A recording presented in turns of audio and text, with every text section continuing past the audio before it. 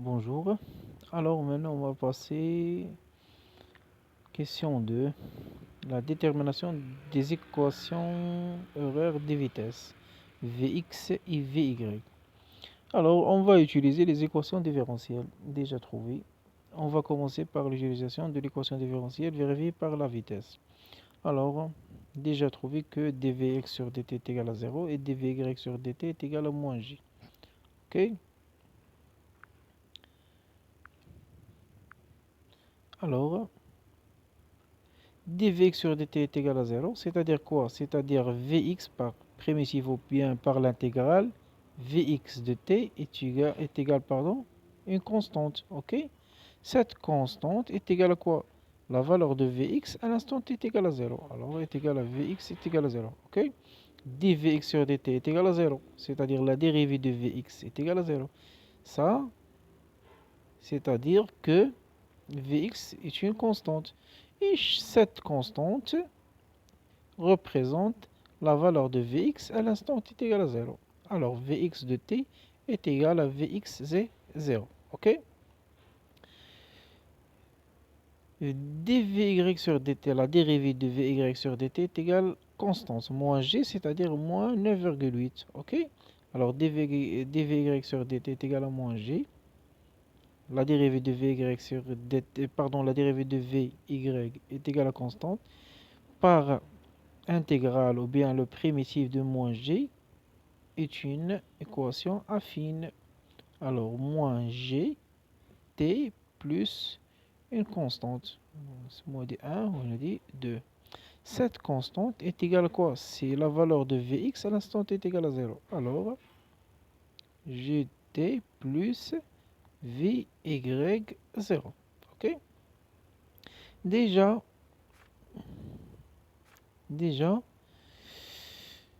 trouver que Vx0 est égal à V0 cos alpha et Vy0 est égal à V0 sinus alpha. Ce sont les conditions initiales. Ok?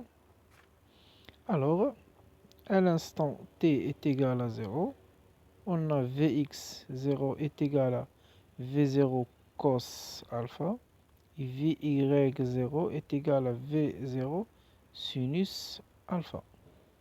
Alors, ça implique que Vx de t est égal à Vx0, c'est V0 cos alpha, c'est une constante, ok? Alors Vy de t est égal moins gt plus V0 sinus alpha, ok? Sont les équations horaires de la vitesse Vx de t et Vy de t. V0 c'est la vitesse initiale, donc on peut le calculer. Cos alpha, l'angle alpha, c'est l'angle entre la vitesse, le vecteur vitesse V0 et l'axe des abscisses OX. Alors, maintenant, on va passer à déterminer les équations horaires du mouvement, c'est-à-dire x de t et y de t. Ok? On sait que dx sur dt c'est vx et dy sur dt c'est vy. Ok?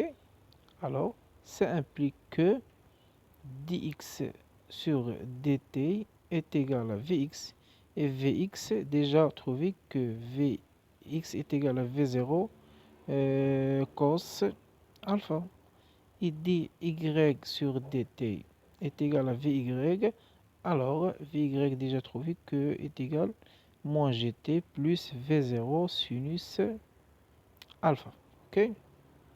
Alors par intégrale, dx sur dt est égal à une constante. V0 cos alpha, c'est une constante. Ok, V0 constante, alpha constante. Alors, le produit V0 cos alpha, c'est une constante. Alors, le primitif d'une constante, c'est une équation affine. C'est une fonction, affine. Alors, x de t est égal à V0 cos alpha fois t plus une constante, C3. C3, c'est x à l'instant t est égal à 0. Alors, ça implique que V0 cos alpha t plus x0. C3,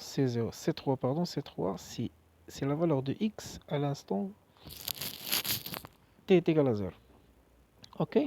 Alors, y de t. dy sur dt est une fonction affine. Alors, le primitif pardon, d'une fonction affine, c'est une polynôme de deuxième degré. Ok? Alors, y de t est égal à moins 1 sur 2 gt au carré plus v0 sinus alpha t plus une constante c4. C4 est égal à y à l'instant t est égal à 0. Alors, y de t est égal à 1 sur 2 gt au carré plus v0 sinus alpha t plus y0. Ok? Y0 et x0 sont les conditions initiales, c'est les coordonnées de points de départ. Alors, à l'instant t est égal à 0, j'ai trouvé que x0 et y0 est égal à 0, 0. Déjà, nous avons trouvé que x0 est égal à xo et y0 est égal à xo. xo est égal à 0, yo est égal à 0. Pourquoi? Parce que O représente le point de départ ou bien le point de lancement de projectile. Ok? Alors, d'après les conditions initiales, x0 est égal à 0, y0 est égal à 0, ça implique que les équations horaires de moment s'écrivent sous la forme de. Alors, x de t est égal à v0 cos alpha t et y de t est égal à 1 sur 2 gt au carré plus v0 sinus alpha t plus 0. Ok? Sont les équations horaires de mouvement. Merci.